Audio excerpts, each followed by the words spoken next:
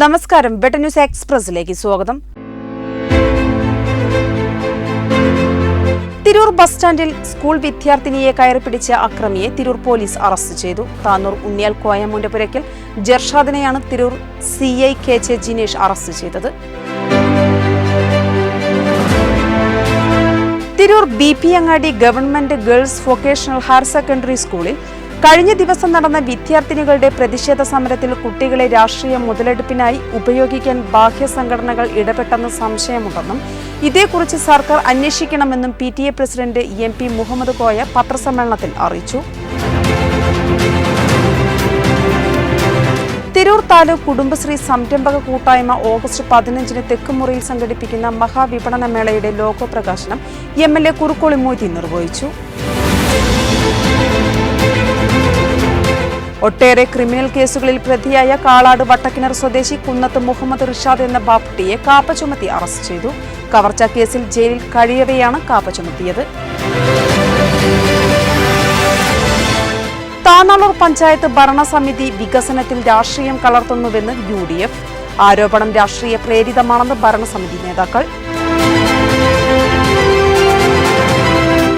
താനൂർ നഗരസഭ 36-ാം ഡിവിഷനിൽ ശുദ്ധജല വിതരണത്തിനുള്ള കിണർ നിർമ്മാണം പാതി വഴിയിൽ മുടങ്ങിയതോടെ ഇതിൽ മാലിന്യം നിറഞ്ഞ് രോഗഭീഷണി ഉയർത്തുന്നു. മഴ കനത്തതോടെ കിണറ്റിൽ വെള്ളം കെട്ടിനിന്ന് കൊതുക് പെരുകി.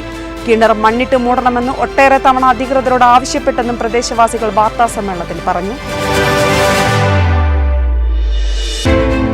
മലപ്പുറം ജില്ലാ പഞ്ചായത്ത് നിർമ്മാണം നടത്തിയ താനാളൂർ ജാറം അങ്കണവാടി കെട്ടിടോദ്ഘാടനം 29-ന് തിങ്കളാഴ്ച കാലത്ത് 9 മണിക്ക് നടക്കും. ജില്ലാ പഞ്ചായത്ത് മെമ്പർ VKM ഷാഫിയുടെ അധ്യക്ഷതയിൽ ജില്ലാ പഞ്ചായത്ത് വൈസ് പ്രസിഡന്റ് ഇസ്മായിൽ മൂത്തേടം അങ്കണവാടി കെട്ടിടം ഉദ്ഘാടനം ചെയ്യും.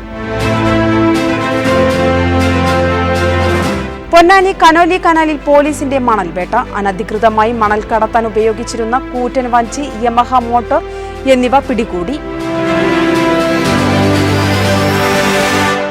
ഏറെക്കാലമായി പ്രവർത്തനം നിലച്ച് പൂട്ടിക്കിടക്കുന്ന ജ്വല്ലറിയിൽ തീപിടുത്തം. വളാഞ്ചേരി കോഴിക്കോട് റോഡിൽ AKG റോഡിന് എതിർവശത്തുള്ള KH ഗോൾഡൻ ഡയമണ്ട്സിലാണ് കഴിഞ്ഞ ദിവസം തീപിടുത്തമുണ്ടായത്.